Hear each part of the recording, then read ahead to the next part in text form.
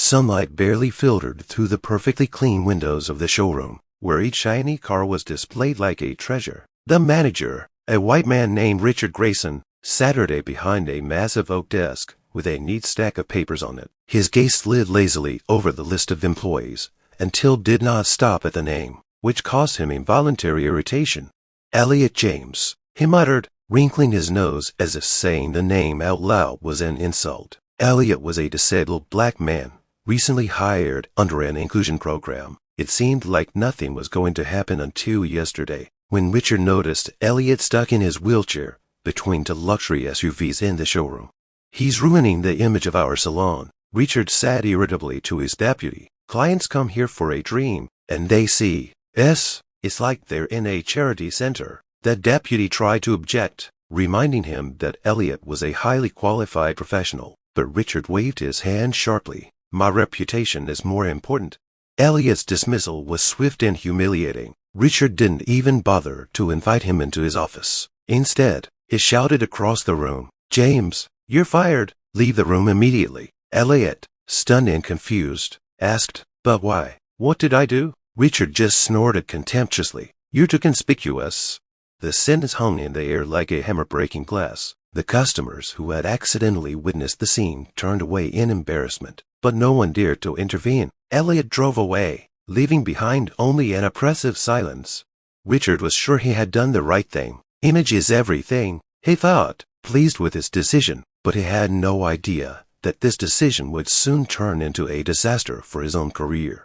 2 days after being fired, Elliot returned to the dealership. Contrary to Richard's expectations, he did not look broken. His face was calm, but his eyes were determined. Elliot was dressed formally, a white shirt, black trousers, and neatly pressed jacket. He wheeled his wheelchair right up to the manager's desk, irritating the manager with his very appearance. "I came for an explanation," Elliot said firmly. "Why did you fire me?" Richard looked up from the monitor, not hiding his disdain. His gaze swept Elliot up and down, lingering on the wheelchair as if it were the main irritant. "You really want to discuss this?" he drawled lazily. "Okay, first of all, you don't look right for our salon. Clients don't want to see people like you." Elliot narrowed his eyes. "Like me? What do you mean?" "You know what I mean," Richard continued, crossing his arms. "You're black, and you're in a wheelchair. It's a double whammy for our image. People come here for luxury cars, not for reminders of their social responsibilities." Elliot frowned. His hands tightened on the armrests. "So you think my skin color and disability make me unworthy of working here?" Richard chuckled. "I'd say it makes you a liability for our business. You scare off customers. They see you and think we're hiring just anyone, and then they wonder if that's going to affect the quality of our service." Elliot leaned forward slightly, his voice even but full of anger. "I worked hard. I was punctual. I knew everything about every car in that dealership. You fired me not because of my work, but because of your prejudices." Richard just chuckled. "You don't understand how the world works, James. It's all about perception. People don't want to see weakness." "Weakness?" Elliot almost laughed. "You call it weakness that I have overcome difficulties you don't even know about." Richard stood up from the table, looming over Elliot. "Look, I've made my decision. You can talk all you want, but in this business, you're a mistake." There was a moment of silence. Elliot looked straight into Richard's eyes, as if trying to figure out if there was even a grain of humanity in him, but the answer was obvious. "A mistake," Elliot repeated, nodding. "You know, Mr. Grayson, mistakes can always be corrected." He turned and left the salon, but this time his departure was not quiet. The salon employees, who had unwittingly witnessed the humiliation, whispered among themselves. Some looked worried, but no one dared to openly take Elliot's side. Richard watched him go with a smug grin. He considered himself the winner, but he didn't even suspect that Elliot already knew that his battle had only just begun. Elliot returned to the salon the next day, despite the humiliation he had endured. This time, he was not alone. A dark-skinned woman entered with him, tall and stately, with a confident posture. She was dressed in a full suit that emphasized her status. The secretaries and employees of the salon frowned as she crossed the room with Elliot. It was Amelia James, his sister and a well-known civil rights activist. Richard Grayson, seeing them, immediately tensed up. He stood up from the table, his smile strained. "Oh, You again, James, he said with venomous sarcasm. Who did you bring this time? A lawyer? A journalist? Or is this another attempt to make me feel sorry for you? Amelia stepped forward, her eyes cold as steel. I came to hear your explanation, Mr. Grayson, but more to make sure my brother gets justice. Richard chuckled, as if he found her words amusing. Justice, he repeated, drawing out each letter. You're not in court here. I decide who's fit for the job. Amelia pressed her lips together. You fired Elliot because he was black and disabled. That's not just prejudice. That's blatant racism. Richard leaned forward sharply, his voice sharp. You're not going to make me apologize for telling the truth. Neither of you understand what it's like to work for an elite company. Clients don't want to see people like him. They come here to feel successful, not to be reminded that life isn't fair. Elliot, who had been silent until then, looked straight at the manager. Like me, his voice shook, not from weakness, but from anger. Do you really think my skin and my wheelchair make me any less worthy? Richard chuckled, but there was a glint of irritation in his eyes. These aren't my rules, kid. This is the world. We all know people want to see white smiles, confidence, and status. You don't fit that. Richard's words hit Elliot like a whip, but Amelia stepped forward, her voice ringing. Mr. Grayson, your world is one of fear, ignorance, and hatred, but it is crumbling. Your clients are not your hostages. They deserve to know how you truly feel about people who look different. Richard paused, then broke into a wicked smile. You think your big words will change anything? This salon is a money maker. No one is going to care about a few hurt faces. Elliot looked up, his voice quiet but confident. We'll see, Mr. Grayson. We'll see how stable your world is when the truth comes out. Amelia took his hand and they left the salon, but their departure did not go unnoticed. They were watched by employees, customers, and even Richard himself, feeling an uneasy chill in his chest. Out on the street, Elliot looked at his sister. They hate me for just existing, he said quietly. Amelia squeezed his hand. But you exist, and that's their biggest problem. Now we'll make them answer for it. Richard didn't know that these words would be followed by a storm that would sweep his complacent world to its foundations. The next morning, as soon as Richard Grayson walked into the salon, he sensed something was wrong. The atmosphere was deranged. The employees were looking at him with undisguised tension. In the corner, a group of customers were whispering, their eyes occasionally sliding in his direction. What's going on here? Richard snapped at his second-in command, Mark, who looked pale and confused. Mark hesitated. You haven't seen the news. Richard frowned. What news? Mark opened the phone and handed it to Richard. On the screen was a headline from a major local publication. Car dealership manager fires disabled black man because of skin color, disability. Below the headline was a photo of Elliot, smiling but with pain in his eyes, and a shot of the dealership itself. Damn it, Richard hissed, feeling a wave of anger wash over him. Who leaked this? Mark managed to squeeze out. It was his sister. She gave an interview, and it's already flying around on social media. Richard grabbed his phone and started searching for what the fuss was about. Every other post on social media was about the incident. Under Elliot's photo, thousands of comments accused Richard and the salon of racism. Hashtags like Justice for Elliot and Racism in workplaces were going viral. But the worst was yet to come. Richard, we have guests. The secretary's voice rang out. 3 people entered the room. A woman with a camera, a man with a microphone, and Amelia, who walked in front with her head held high. They were journalists. Mr. Grayson, Amelia began, I hope you are prepared to comment on your actions yesterday. Richard clenched his jaw, trying to maintain his composure. I will not discuss internal company matters with the press. You have no right to be here. The journalist with the microphone stepped forward. Do you think it's right to fire an employee based on his race and disability? Richard felt his patience cracking at the seams. I didn't fire him because of his race or his disability. He just didn't meet the standards of our salon. What standards? Amelia interrupted. The standards of white, healthy employees, or the standards of your personal bias? Richard didn't know what to say. It seemed to him that the air in the room had become denser, as if the walls were closing in around him. Meanwhile, the salon staff stood to the side, some openly hiding their smiles. They had long been tired of Richard's tyranny, but now they could watch his world crumble before their eyes. At that moment, the door swung open and a tall, dark-skinned woman in a full suit walked into the room. She was confident, her steps sounding like a hammer hitting the floor. It was Karen Williams, a prominent civil rights lawyer.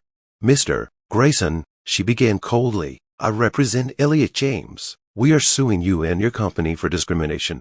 Richard felt the world around him begin to crumble. He tried to save face. "This is absurd. I have done nothing wrong." Karen gave him an icy look. "Firing someone based on race and disability isn't just wrong, Mr. Grayson. It's criminal. And believe me, we're going to see this through."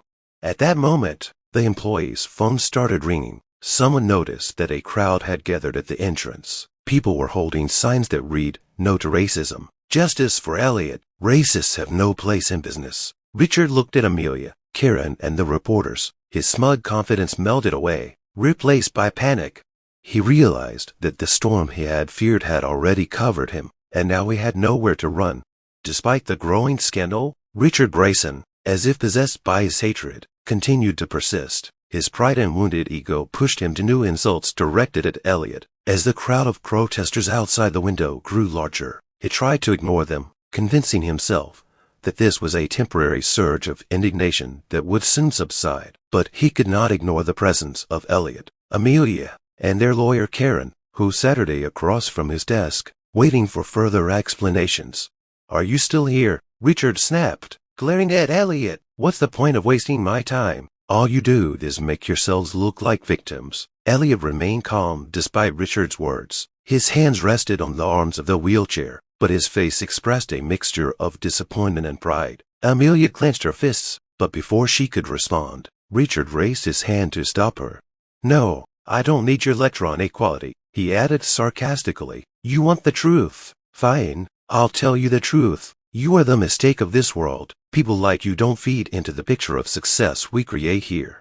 Elliot raised an eyebrow, his voice cold. "A mistake? You call it a mistake that I fought for my life, for my place in this society. You call it a mistake that I did my job better than anyone else." Richard leaned back in his chair, a smug grin spreading across his face. "Fought, you say, and what happened? You're still here, begging for justice. How pathetic."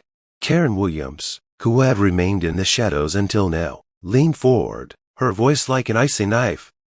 "Mr. Grayson, your words are not just outrageous, they are criminal. You continue to display blatant racism and discrimination, even knowing it will be used against you in court." Richard grinned, his eyes glittering with anger and madness. "A trial? You're kidding. This case won't go to trial. No one will waste their time on it. You just want attention." Richard's words caused a buzz in the room. Several employees, who had been silent until then, began to whisper. One of them, a young mechanic named Tyler, finally broke down and said, "Mr. Grayson, this is wrong. Elliot has always been the best of us. You have no right to treat him like this." Richard turned sharply to Tyler, his face turning red. "Are you against me now, too? Maybe you want to join this comedy. Great, pack your things. You're fired." There was silence in the room. Tyler stood up, his face a mixture of fear and determination. He left the room without a word, but his departure was a symbolic act. The rest of the staff began to fidget, but no one else dared to object. Elliot leaned forward, his voice low but filled with power. "You know what's scary, Mr. Grayson? You don't see what you're losing. You think your power is in your control over people, but the truth is, you've already lost." Richard chuckled, but fear flickered in his eyes. "Lose? I run this place. No one dares challenge me." At that moment, the salon door swung open. Cameramen, reporters, several lawyers, and a union representative walked in. Their faces were set in determination. The crowd outside the door began chanting, "Justice for Elliot," and their voices began to filter in, increasing the pressure on Richard. Amelia stood up, her gaze full of anger and dignity. "You wanted to shut us up. You thought your racism would go unpunished. But the truth is, we're stronger than you, and this is just the beginning." Richard felt the walls around him crumbling. He was no longer in control. His world, built on prejudice and humiliation, began to crumble under the pressure of justice. Richard stood at his desk, chained, watching as the showroom floor turned into a battlefield. Reporters asked questions, their cameras capturing every emotion, every movement. The crowd outside grew louder, chanting slogans, demanding justice. Richard felt cornered for the first time in years. but his wounded pride wouldn't let him back down. "You're all here to put on a show," he said with a grin to Elliot, Amelia, and Karen. "You think this will change anything? You think your big words and days, crowds will lead to anything more? This is temporary. In a week, everyone will forget what you're shouting about." Elliot, who had remained silent until now, looked up. His voice was quiet, but there was something about it that made everyone in the room freeze. "Maybe you're right. People forget, but sometimes the truth stays forever. And you know what's scary? It stays in the hearts of people who were once afraid to speak." Richard clenched his fists. His face turned red, like he was about to explode. He stepped closer to Elliot, practically towering over him. "Do you really think you can make a difference? You're a nobody. You're pathetic, just like everyone else behind you. This isn't your world. You don't belong here." Karen, who had been watching Richard closely the entire time, finally interrupted him. "Mr. Grayson, your words are all we need to prove your bias. You're digging your own hole." Richard looked at her with disdain. "My job is to protect the interests of the company. If that means getting rid of the losers, then so be it." At that moment, Karen pulled out a small tape recorder from a folder and pressed the play button. Richard's voice rang out in the room. It was the same conversation with Elliot in which he stated that his disability and skin color do not fit the company's standards. The whispers from the staff grew louder. Someone gasped. Richard's eyes widened. He took a step back, trying to figure out how this was possible. You were recording," he croaked, his voice shaking. Karen smiled, but her smile was icy. "We knew you wouldn't stop, and we knew the truth would come out sooner or later." Richard tried to justify himself, his voice growing louder, more desperate. "That's taken out of context. It's a lie. You can't use that against me." Amelia stepped closer, her eyes blazing with anger. "Not only can we will. Your words expose you more than anything else." Outside, the crowd applauded when they heard what had happened. Reporters immediately began broadcasting the news. Richard Grayson's name instantly became synonymous with bias and discrimination. But that wasn't all. One of the reporters, who had been silent until then, stood up and asked a question that pierced Richard like a knife. "Mr. Grayson, did you know that Elliot James is one of the new co-owners of this company?" The room frowned. Richard, who was prepared for anything, could not hide his astonishment. "What?" he whispered, not believing his ears. Elliot looked at him calmly, but there was a hidden intensity in his eyes. "It's true, Mr. Grayson. I bought a stake in the company a few months ago. I decided to take this job to see how employees were treated. And as it turns out, you're the worst example." Richard's face went white. He realized that his world was collapsing not just under the weight of public anger, but under the weight of his own arrogance. He had nowhere else to hide. The crowd outside the windows cheered. Amelia put her hand on Elliot's shoulder, and Karen smiled, pleased with the outcome. But for Richard, it was the end. All his words, his actions, his hatred were now exposed. He knew there was nothing he could do to fix it. Elliot, before leaving the room, said, "I hold no ill against you, Mr. Grayson, but you must understand one thing. Equality is not weakness, it is strength. And it always wins." These words were the final nail in the coffin of Richard's career. He was left standing alone in the empty salon, consumed by shattered illusions, with no hope of reclaiming what he considered his right. After the devastating revelation, Richard Grayson's name spread throughout the city.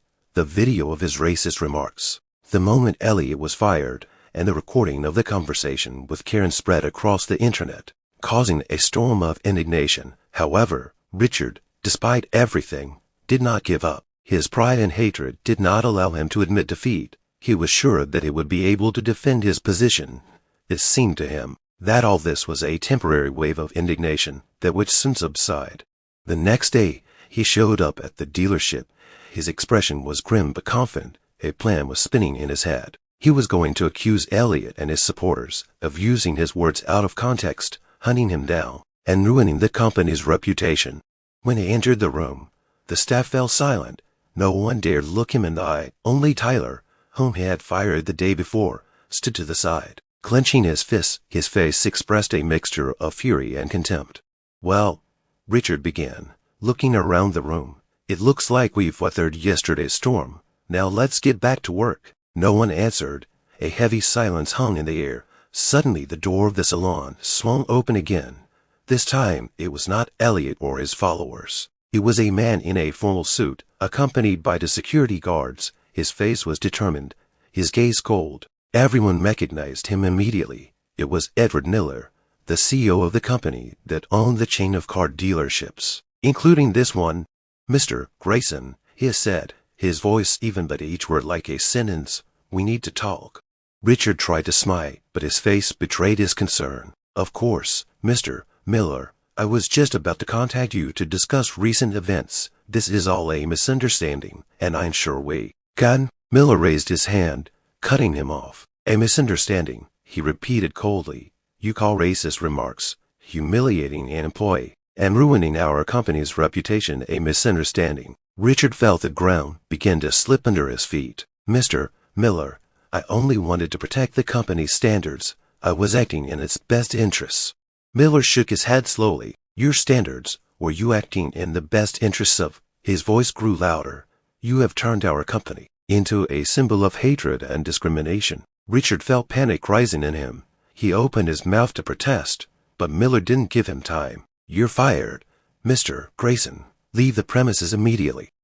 These words came as a bolt from the blue. A hall staff, who had been silent all this time, began to whisper. Richard, turning pale, stepped back. "You can't," he began, but his voice was shaking.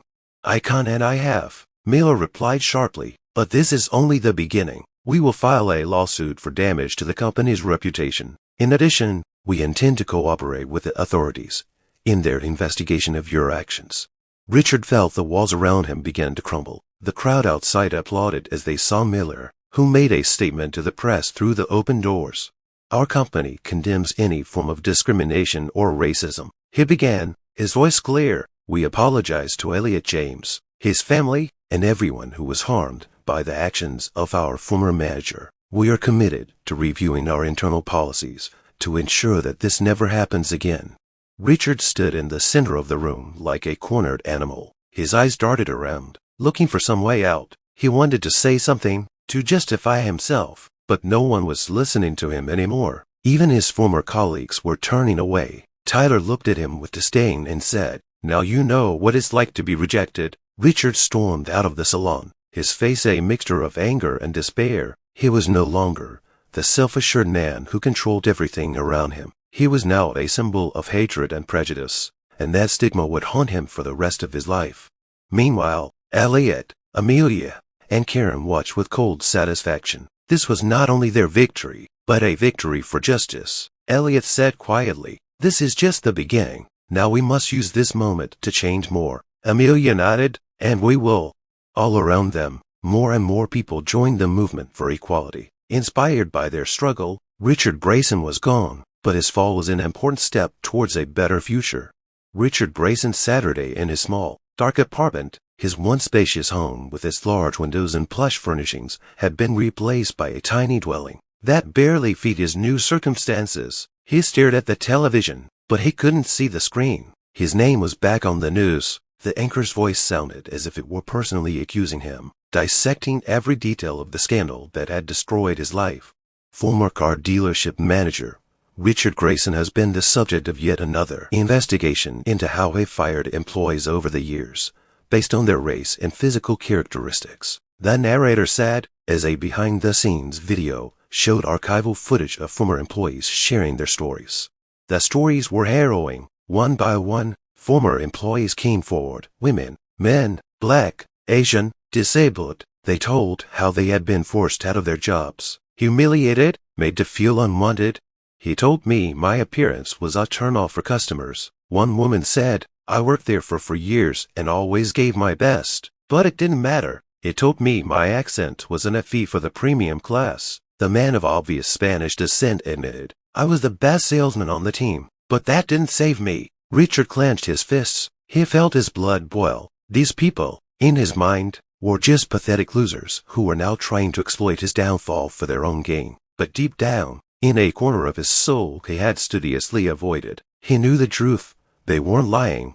Meanwhile, Elliot James was becoming an increasingly visible figure in the public debate. His story, accompanied by videos and interviews, inspired thousands across the country. Crowds of protesters continued to gather outside the dealership, demanding justice for all victims of discrimination. Elliot, despite all the attention, remained humble, but his voice was clear.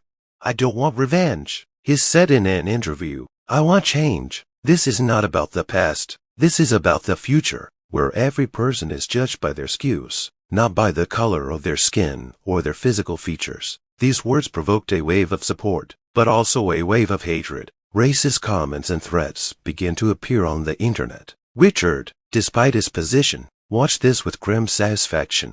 "It seems you're not as popular as you think," he muttered, looking at the screen. "People aren't that different from me." But his satisfaction didn't last long. He got a call. It was his former lawyer. "Richard, another lawsuit is being prepared against you. Several former employees have banded together, and now this case can't be stopped." "What do they want?" Richard asked sharply. "They want compensation, but that's not the point. They want you to be held accountable. This could end up in criminal charges." Richard fell silent. A criminal charge. The words sounded like a death sentence. He had always believed himself to be above the law, but now he realized that his world was crumbling completely. Meanwhile, Elliot and Amelia continued their fight. They held a press conference to announce the creation of a fund to help victims of workplace discrimination. Elliot said, "This isn't about money. This is about justice. We want everyone to know that their voice matters."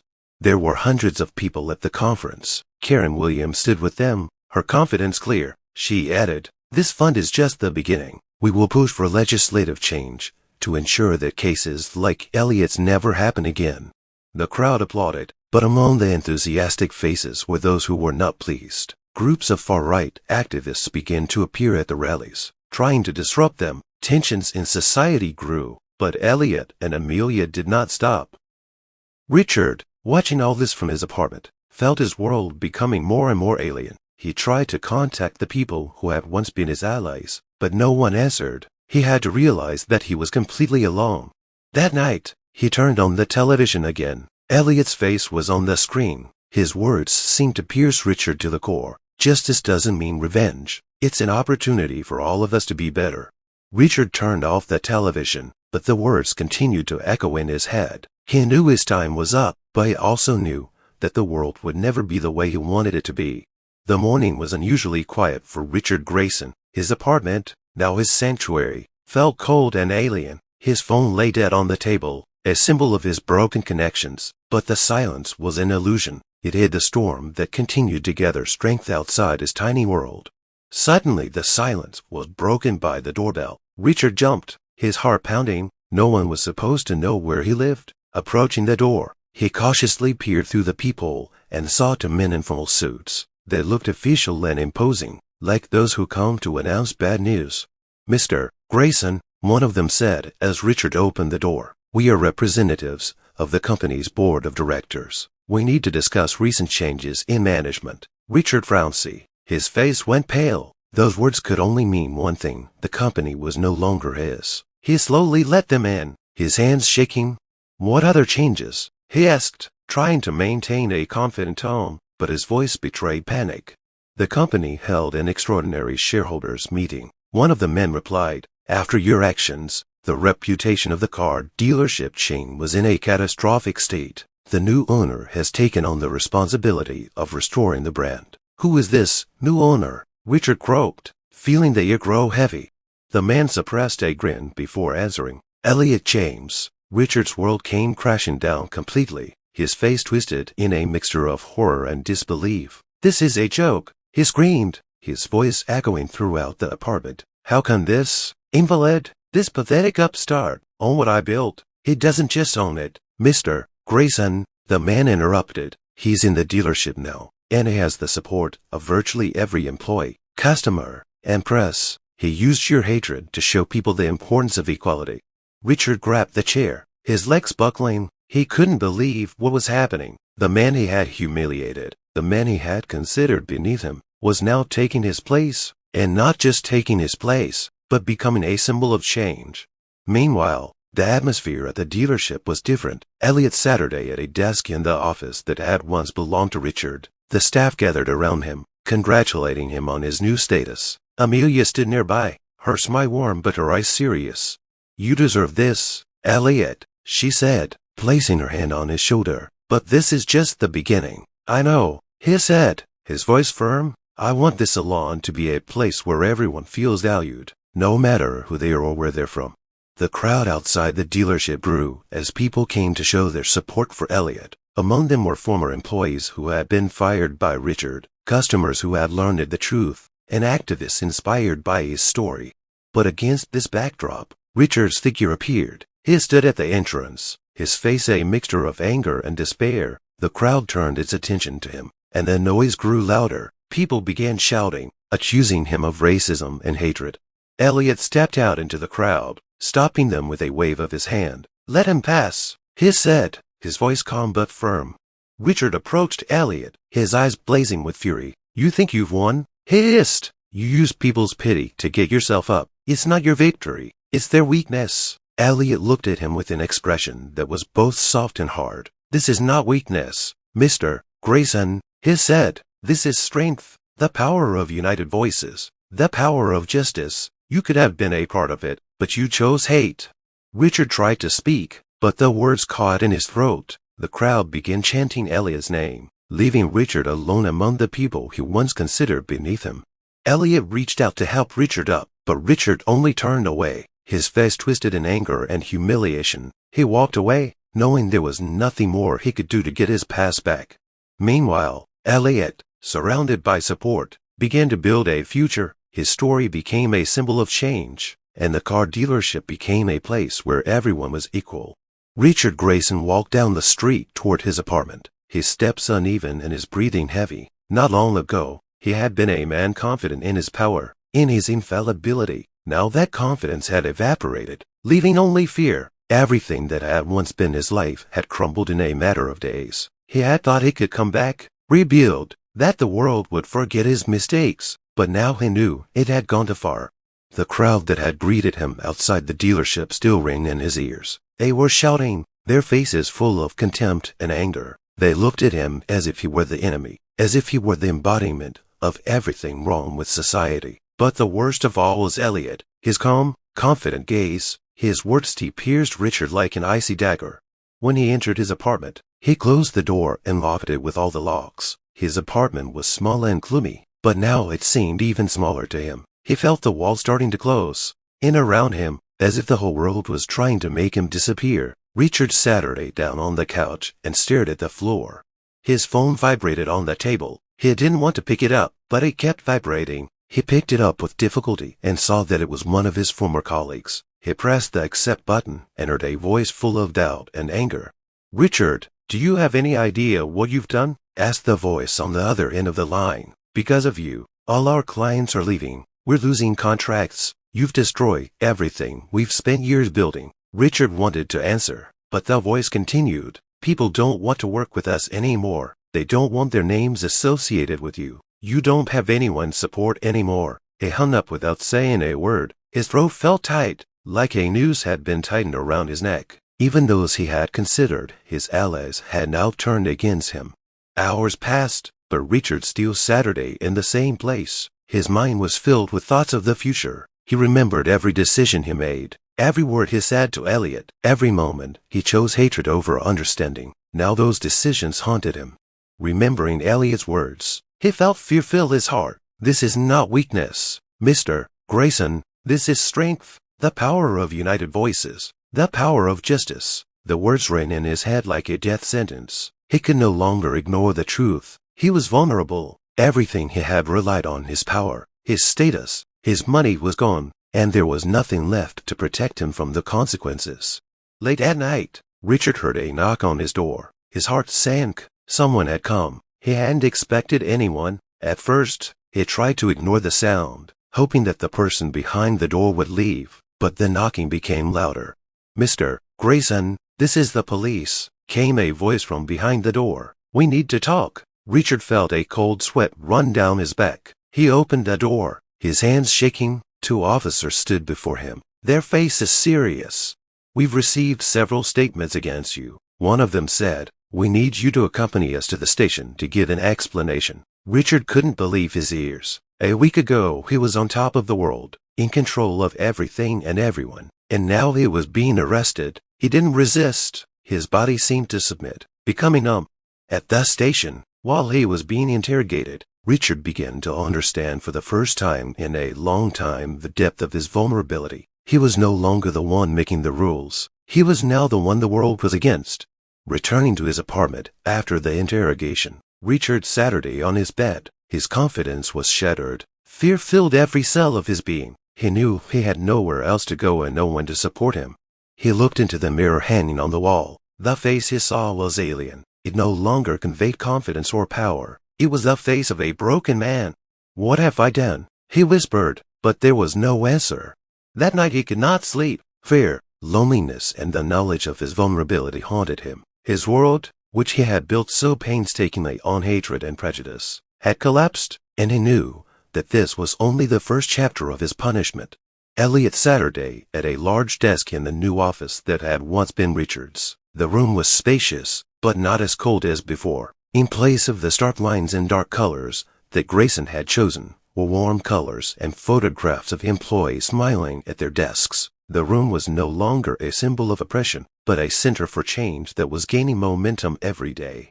His sister Amelia walked in, clipboard in hand, her eyes focused. "We've got another request from a local TV station," she said. "They want to do a story on the company's transformation. This is a great opportunity for us." Elliot nodded, his gaze falling on a photograph sitting on the edge of the table. It was a picture of the entire dealership team, taken a few days ago. The people in the picture looked happy, real. This was the world Elliot wanted to build, a world where no one felt out of place.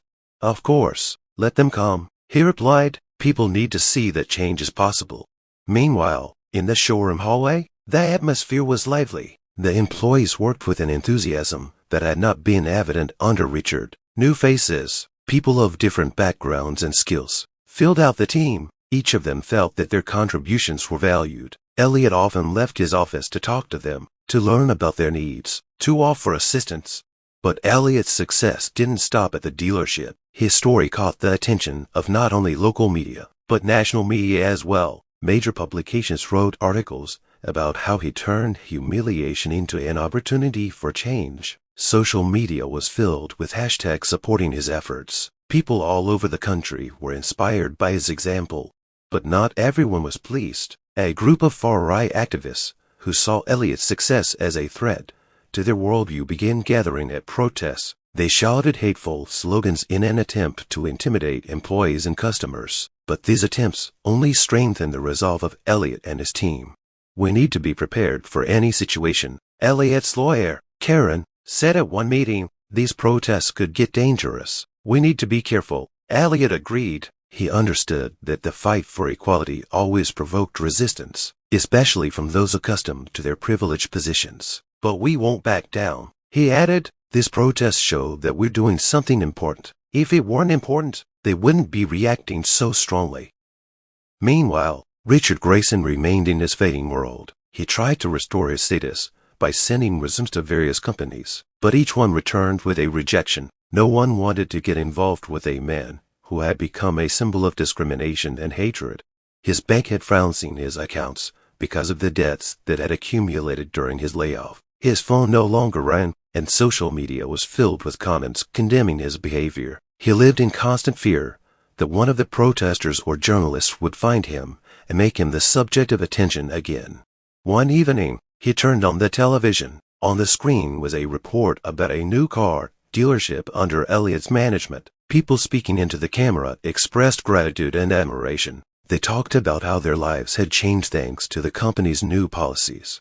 "I always felt like my experience wasn't valued enough," one employee said, "but now I know I matter. It's an amazing feeling." Richard turned off the television, but the words stayed with him. He knew that this world was no longer his world. Everything had changed, and he was not part of it. His once ironclad confidence that he was superior had turned into an awareness of his own vulnerability and insignificance. Elliot, meanwhile, was preparing for another step. He was working with Amelia and Karen on an initiative that would spread their approach to other companies. They would host a conference on inclusion and equality in the workplace. "This is just the beginning," he told Amelia as they finished preparing the documents for the presentation. We must use this moment to make the change irreversible. At the conference, Elliot took the stage in front of thousands of people. His speech was simple but powerful. He spoke about how everyone deserves respect and the chance to be part of something bigger. His words inspired those in attendance, and many companies pledged to adopt new standards of inclusion. After the presentation, one of the participants, a senior executive at a large corporation, approached him. "Your story has amazed me," he said. "We want to implement your system in our branches. Are you ready to cooperate?" Elliot smiled. "Of course. The more people we can inspire, the better." Elliot's story grew in importance. It went beyond one car dealership, one city. His struggle became a symbol of the changes that were changing society. And Richard Grayson, left behind, remained a reminder that hatred and arrogance could never defeat justice. The night was cold, and the air was thick with anxiety. A crowd had gathered outside the dealership that Elliot James now ran. But this time, they weren't customers or supporters. They were protesters, and they were aggressive. Many of them wore hoods and held signs with provocative slogans. "Bring back the old way. Inclusion is ruining business. We want real professionals." Their cries echoed through the night, adding to the sense of impending doom. Elliot watched from his office window, calm on the outside, but with a cold lump of fear inside. Amelia stood next to him, her expression a mixture of anger and worry. "They're trying to break us," she said, her voice shaking with rage. "This is their last attempt to hold on to the past." Elliot turned to her, his voice soft but firm. "We knew this would happen. People who are afraid of change will always resist. But that doesn't mean we should back down." Downstairs, the salon staff were closing their windows and doors, fearing that the protesters might turn violent. There was tension among them, but they looked to Elliot as their leader, drawing strength from him. He was more than just a leader, but a symbol that justice could prevail. Suddenly the crowd began to move. Several people came forward, carrying boxes that were clearly filled with something dangerous. Karen, who had just returned from the police office, walked into the office, her face tense. "This could end badly," she said. "The police have warned that some of these people are connected to extremist groups. They want to scare us," Elliot replied, looking out the window. "But that doesn't mean we're going to let them destroy what we've built." Outside, one of the protest leaders began shouting into a megaphone. "This salon no longer represents our city. We will not allow these hypocrites to destroy our traditions." These words caused a storm of approval in the crowd, but inside the salon, the atmosphere was completely different. People stuck together, united by a common desire to prove that they were stronger than hatred. Suddenly, there was a sound of breaking glass. One of the protesters threw a rock at the window, shattering it. It was the first act of aggression that made everyone inside freeze. Amelia squeezed Elliot's hand. "We have to do something," she whispered. Elliot nodded. He picked up the phone and dialed the police chief. "We don't want this to escalate," he said when he heard the voice on the other end. "But we also can't let this continue. Please send people to prevent violence." As he spoke, the situation outside grew increasingly tense. Protesters began throwing paint at the salon, leaving offensive messages on the walls. The employees inside watched silently, some of them feeling truly threatened for the first time. A few minutes later, the police arrived. Their cars, sirens blaring, blocked the protesters' path. The squad leader stepped forward, his voice loud and decisive. "Disperse. This is an illegal assembly." The crowd began to disperse, but the most aggressive protesters refused to leave. They continued to shout slogans, trying to provoke a conflict. At one point, one of them grabbed a Molotov cocktail and tried to throw it into the car, but the police reacted quickly, detaining him before he could cause any damage. Elliot watched with a heavy heart. He knew that winning this battle would cost him and his team a lot, but he also knew that this fight was important. Every person inside the cabin looked at him, waiting for his decision. When the crowd finally dispersed and the police left, Elliot walked out to the officers. His voice was even, but there was strength in it. "Today we saw what we are up against, but that is no reason to retreat. It is a reason to be stronger. We will prove that hate cannot win." His words drew approving nods. People who had been scared just a moment before felt a surge of confidence. Elliot knew this night would leave a mark, but he also knew that every step forward made them stronger. Late that night, alone in his office, he thought about the future. He knew the fight was not over, but he also knew he had the support of those who believed in him and his mission, and that meant they could win, no matter how hard it was. Richard Grayson stood at his apartment window, looking out onto the empty street. Rain trickled down the glass, blurring the dim lights of the street lamps. His world, once bright and sure, had become a gray void. The phone no longer rang, the doors no longer banged, and there were no voices around him. Each day began and ended alone, but the silence was not comforting. It was filled with fear. His name became a symbol of shame. Every headline, every news story, every story about his racist actions continued to haunt him. He tried to turn off the internet, change his phone number, but it did not help. People found him, sent him letters with threats or, worse, with contempt that he felt even through the text on paper. One morning, he turned on the television, hoping for something to distract him from the endless feeling of failure. On the screen was Elliot James's face. It was a broadcast of an event where Elliot was announcing a new national program to support workers who had suffered discrimination. His voice was firm but kind.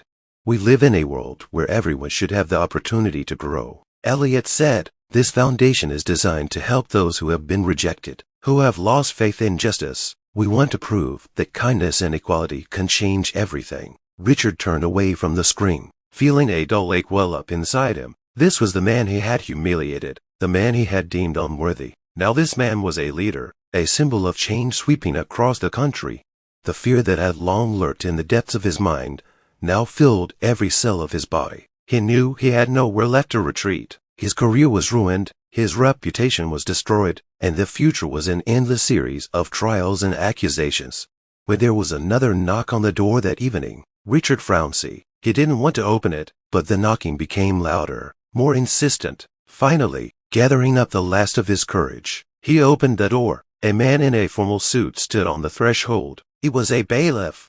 "Mr. Grayson," he began, holding out a folder of documents, "you are hereby formally notified of the commencement of a trial. You are accused of violating employment discrimination laws. We recommend that you appear in court." Richard didn't answer. He just took the documents and closed the door. His hands were shaking. He knew that this was the end. Alone, he looked again at the photographs that hung on the walls of his apartment. They were memories of the past, when he still felt strong and powerful. Now these images seemed alien, as if they belonged to another person.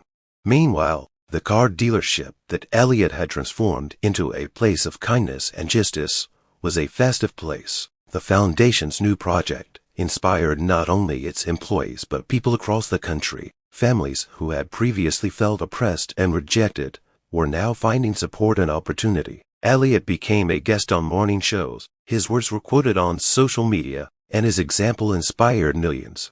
Amelia came up to him at the end of the day, her face beaming with joy. "You did it, Elliot," she said. "You changed more than just this salon. You changed people's lives." Elliot smiled, his eyes grateful and humble. "It's not just me," he replied. "It's everyone who believed that good could prevail." At that moment, a young man, a customer who had just purchased a car, approached him. His voice was full of emotion. "Thank you for giving me a chance, Mr. James. You have no idea how important this is to me and my family." Elliot shook his hand, feeling the warmth of those words fill his heart. He knew that every moment like this made his fight worthwhile.